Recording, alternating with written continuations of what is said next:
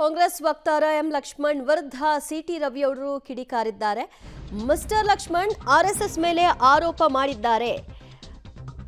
ನಿನಗೆ ಬುದ್ಧಿ ಇದ್ರೆ, ನೈತಿಕತೆ ಇದ್ರೆ ಸಾರ್ವಜನಿಕವಾಗಿ ಕ್ಷಮೆ ಕೇಳಬೇಕು. ಕ್ಷಮೆ ಯಾಚನೆ ಮಾಡದೇ ಇದ್ರೆ ಲಕ್ಷ್ಮಣ್ ವಜಾ ಮಾಡಬೇಕು ಅಂತ ಸಿಟಿ ರವಿ ಆಗ್ರಹಿಸಿದ್ದಾರೆ.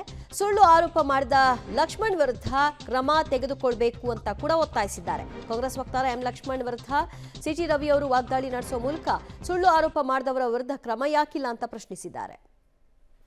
ಲಕ್ಷ್ಮಣ್ ನೀ KPCC ವಕ್ತಾರ ಆತನ ಆರೋಪ ಮಾಡ್ದ RSSನವ್ರು ವೇಷ ಬದಲಾಯಿಸ್ಕೊಂಡು ಬಂದಿದ್ದಾರೆ, ನಮ್ಗೆ ಇನ್ಫಾರ್ಮೇಷನ್ ಬಂದಿದೆ ಅಂತ ಹೇಳ್ದ. ಸಾರ್ವಜನಿಕ ಕ್ಷಮೆಯಾಚನೆ ಮಾಡು.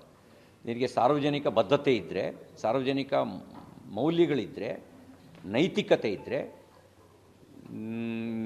ಆರೋಪ ಮಾಡಿದ್ದಕ್ಕೆ ಒಂದು ದೇಶಭಕ್ತ ಸಂಘಟನೆ ಮೇಲೆ ಆರೋಪ ಮಾಡಿದ್ದ ಕಾರಣಕ್ಕೆ ಸಾರ್ವಜನಿಕ ಕ್ಷಮೆಯಾಚನೆ ಮಾಡಬೇಕು.